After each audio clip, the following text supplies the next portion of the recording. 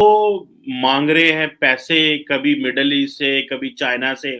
और उधर भारत जो है वो क्वाड में अमेरिका, ऑस्ट्रेलिया के साथ मिलके बराबरी की बात कर रहा है। उन्होंने आज तारड़ साहब वहां इंडो पैसिफिक इकोनॉमिक फोरम का जो बुनियाद रख दी है और साथ में उन्होंने 13 ममालिक जो है उनको रखा है। तारड़ साहब, हमें क्या ये अच्छा ना होता कि हम मिडल ईस्ट से निकल के इंडियन ओशन की तरफ चलते? तारड़ साहब, हम भी उसका हिस्सा बन जाते, बजाय इसके कि हम सारा टाइम अफगानिस्तान देखें। उधर भारत जो है आज अमेरिका के साथ बैठ के तो मुस्तकबिल की बातें कर रहा है। प्राइम मिनिस्टर है उनके नरेंद्र मोदी साहब, वो गए हुए थे जापान में जब वो गए तो उन्हें ये ऑफर हुई कि 30 बड़ी बड़ी कंपनियां, अमेरिका और जापान के 3 बड़े बड़े कंपनियों के सीईओ ने कहा कि हम इंडिया आ रहे हैं इंडिया में इन्वेस्टमेंट करने के लिए। और यार वो तो इंडिपेंडेंट लोग हैं यार, वो घुटनों के बल थोड़ी पड़े हैं, वो आईएमएफ के सामने थोड़ी लेट रहे हैं इस वक्त। उनकी तो इकोनॉमीज है। ऐसा लग रहा है जैसे खुदा ना खास्ता कोई पाकिस्तान के ऊपर कोई गैर मुल्की फौजों ने हमला कर दिया है और इस्लामाबाद बंद पड़ा है, कंटेनर्स हैं सारे लगे हुए हैं, सड़कें बंद हैं, इंटरनेट बंद हो जाएगा। हमारी एक सबसे बड़ी मिसअंडरस्टैंडिंग चीमा साहब कि हम हर चीज का कंपैरिजन भारत के साथ करते हैं, ये नहीं देखते कि वो इस पॉइंट तक पहुंचे किस तरह है, उनका सफर क्या था। आज आपका कंपैरिजन उनके साथ बनता ही नहीं है। आज अगर आप कैलकुलेट करें, मेरे ख्याल में at least you are 50 years behind. दोस्तों, स्वागत है आपका टॉप न्यूज की एक और इंटरेस्टिंग वीडियो में। दोस्तों, आपको बता दें कि भारत सहित 12 देश अमेरिका द्वारा शुरू किए गए इंडो पैसिफिक इकोनॉमी फ्रेमवर्क में शामिल होने के लिए सहमत हो गए हैं। इंडो पैसिफिक इकोनॉमी फ्रेमवर्क, जिसे राष्ट्रपति जो बाइडेन द्वारा सोमवार को लॉन्च किया गया था, 13 देशों के बने इस फोरम में अर्थव्यवस्था की नई ऊंचाइयों को छुआ जाएगा। बाइडेन प्रशासन को इस बात का एहसास है कि इस क्षेत्र में व्यापार व्यवस्थाओं के लिए इसकी निकट दर्शक स्थिति इसके चारों ओर चीन की मोहर के साथ इसके इंडो पैसिफिक रणनीति उद्देश्य से मेल नहीं खाती, इसलिए व्यापार करने के लिए एक नए ढांचे पर काम किया गया, जिसे IPF का नाम दिया गया है। ये फोरम चीन के लिए बड़ी चुनौती होगी। पाकिस्तान मीडिया भी इस पर चर्चा कर रहा है कि काश हम भी इस फोरम में शामिल होते। इसी के साथ प्राइम मिनिस्टर मोदी ने टोक्यो में 30 बड़ी कंपनियों के CEO से मुलाकात की और उन्हें भारत में निवेश करने के लिए आमंत्रित किया। तो चलिए दोस्तों, आपको दिखाते हैं पूरी डिबेट। ये जो सिचुएशन हमारे यहाँ डेवलप हो गई है कि हम तो मांग रहे हैं पैसे, कभी मिडल ईस्ट से, कभी चाइना से। और उधर भारत जो है वो क्वाड में अमेरिका, ऑस्ट्रेलिया के साथ मिलके बराबरी की बात कर रहा है। उन्होंने आज तारड़ साहब वहां इंडो पैसिफिक इकोनॉमिक फोरम का जो बुनियाद रख दी है और साथ में उन्होंने 13 ममालिक जो है उनको रखा है। तारड़ साहब, पाकिस्तान भी तो एक नेवल पार है। बात हो रही है जी कि हम इंडियन ओशन तक एक्सेस हमारी है, हमारी नेवी भी मजबूत है। तारड़ साहब, हमें क्या ये अच्छा ना होता कि हम मिडल ईस्ट से निकल के इंडियन ओशन की तरफ चलते? वहां पे जितनी मजबूत इकोनॉमीज हैं, मलेशिया है, इंडोनेशिया है, उसके बाद हांगकांग, सिंगापुर, ये सारे जो ममालिक थे, इस तरह ऑस्ट्रेलिया, नीचे न्यूजीलैंड। तारड़ साहब, हम भी उसका हिस्सा बन जाते, बजाय इसके कि हम सारा टाइम अफगानिस्तान देखें। उधर भारत जो है आज अमेरिका के साथ बैठ के तो मुस्तकबिल की बातें कर रहा है। बाइडेन साहब ने, तारड़ साहब कहा है, उन्होंने कहा we are going to write new rules of international order. ये आज उन्होंने वहां जापान में बैठ के कहा है और हम यहाँ पे एक दूसरे को मारने बनाने की बातें कर रहे हैं। हम क्यों उस तरफ ना मुड़ सके? हमसे क्या गलती हुई कि भारत आज आगे निकल गया हमसे इतना? इसकी भी एक लंबी हिस्ट्री मौजूद है। मैं इस पे थोड़ा सा बोलना चाहूंगा इस हवाले से कि आप ख्वाब देखते हैं लेकिन उसको डिलीवर नहीं कर पाते, उसमें करप्शन आड़े आ जाती है। आपने CPEC के ड्रामे को ज्वाइन किया, it was a huge opportunity अगर देखा जाए, लेकिन आपने वहां से भी $26 बिलियन उनका लूटा चाइनीज का। तो खुदारा 2 दफा सोचें कि where the hell we are heading to.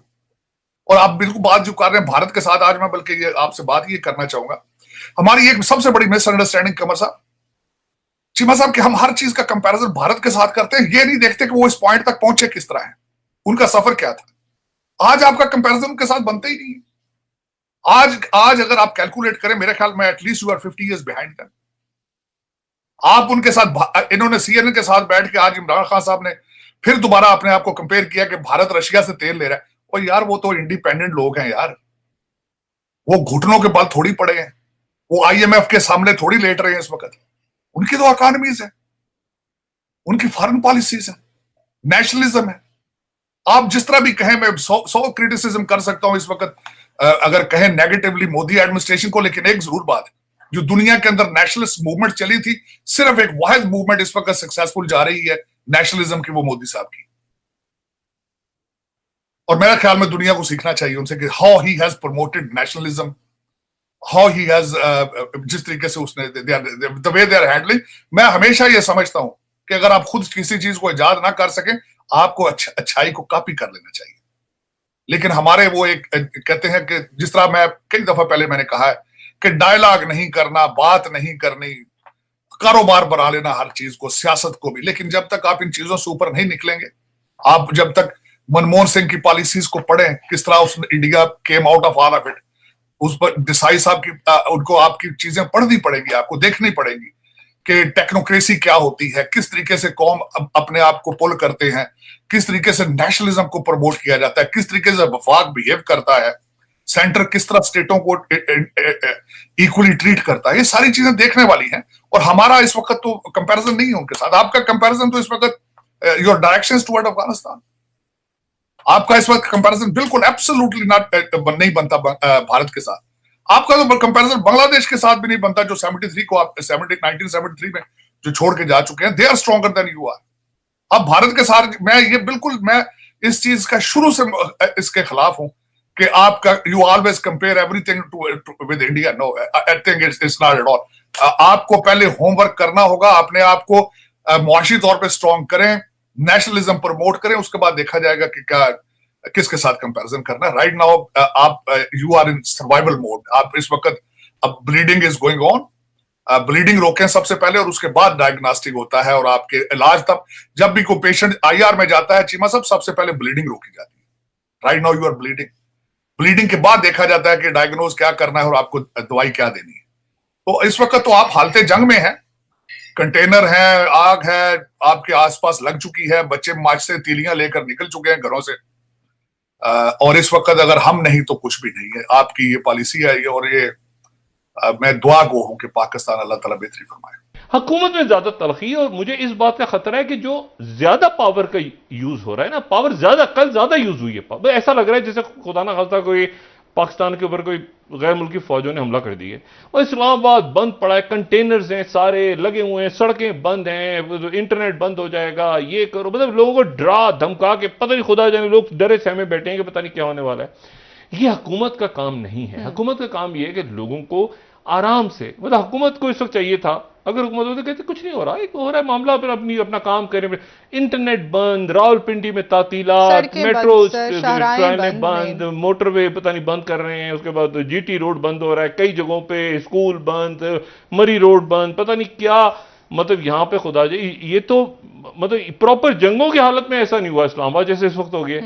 तो इतना और पूरा मुल्क डरा हुआ है कि भाई खुदा जाने क्या हो जाएगा। अगर आपको ये वीडियो अच्छी लगी हो तो वीडियो को लाइक, शेयर और कमेंट जरूर करें। अगर आप इस चैनल पर नए हैं तो वीडियो के नीचे लाल कलर में लिखकर सब्सक्राइब को दबाकर बेल नोटिफिकेशन घंटी को भी ऑन कर लें और ये बिल्कुल फ्री है। ऐसा करने से हमारी नई वीडियो आपको सबसे पहले मिल जाएगी। मिलेंगे फिर एक और नए टॉपिक के साथ, तब तक के लिए बाय बाय, जय हिंद।